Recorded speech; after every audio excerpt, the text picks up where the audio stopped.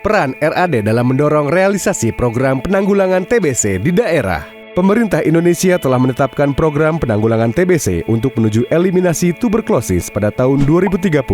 Program penanggulangan tuberkulosis dari tahun ke tahun menunjukkan hasil yang cukup baik. Terlihat dari peningkatan angka notifikasi kasus dan keberhasilan pengobatan pada tahun 2016 dan 2018.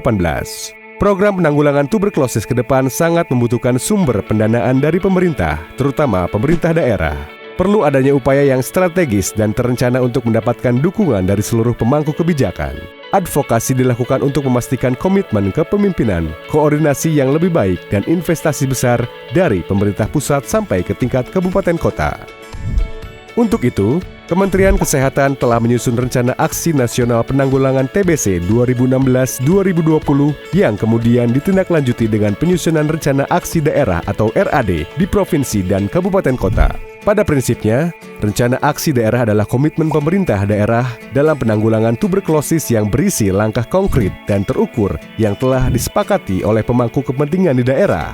RAD penanggulangan tuberkulosis ini berfungsi sebagai pertama, pedoman bagi OPD terkait upaya menuju eliminasi TBC 2030. Kedua, pedoman untuk menjembatani, koordinasi dan integrasi berbagai program. Ketiga, pedoman untuk menciptakan sinergi berbagai upaya penanggulangan TBC antar OPD dan pihak lainnya.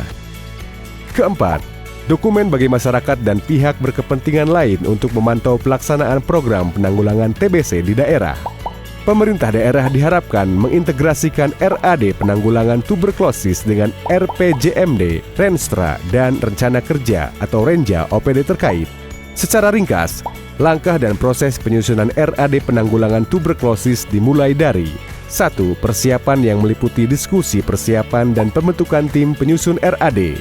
2. Melakukan analisa situasi. 3.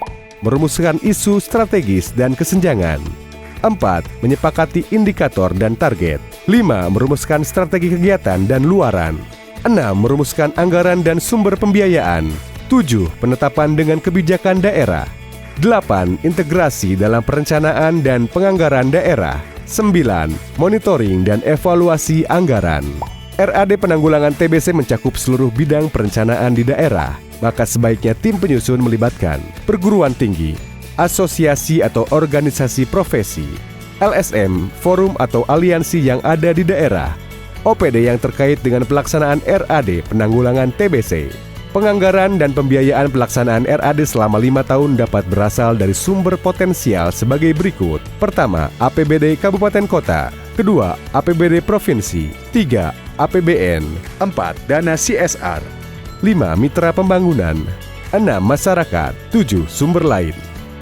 Penetapan RAD penanggulangan TBC dengan kebijakan daerah sangat penting agar program dan kegiatan RAD dapat diintegrasikan dalam Renstra, Dinas, dan Rencana Kerja OPD, serta mendapat dukungan pendanaan dalam APBD. Setelah RAD penanggulangan TBC ditetapkan dalam kebijakan daerah, maka secara sah telah dapat dijadikan rujukan perencanaan dan penganggaran daerah. Saat ini 12 kota dan kabupaten di 5 provinsi beserta Provinsi DKI Jakarta telah menyusun RAD dan Perkada Penanggulangan Tuberkulosis. Undang-Undang Nomor 23 Tahun 2014, PP Nomor 2 Tahun 2018 tentang Standar Pelayanan Minimal dan Permenkes 2019 telah menganjurkan untuk mengekspansi RAD ini. Temukan tuberkulosis, obati sampai sembuh.